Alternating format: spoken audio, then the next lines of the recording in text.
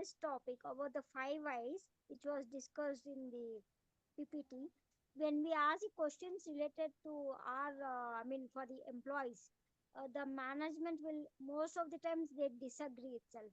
How do you get if you wanted to develop organization into next level? Obviously, they'll take a workforce management feedback. Though we give also, but still they don't do once, and they've been targeted on us as the female employees. That's what my concern was about the five eyes. Okay. Like this is a framework given for a how to build a narrative communication skill, like the hook to set the situation, the context. Okay, this is the five whys you are talking about. Okay, so the setting is established and we get the basic information.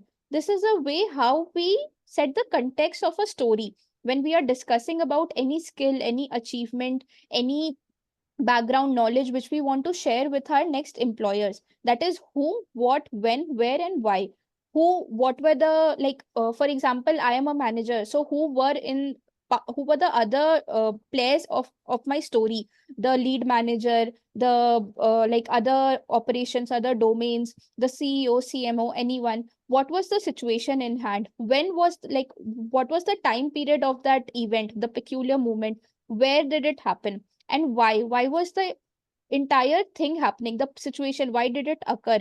So this is the context setting. And then comes the catalyst, about the specific, like talking about the specific problem, the challenges, outcome, where we need to quantify, like when we are sharing, we should quantify our outcome so that it makes a greater impact on the listener and the employer.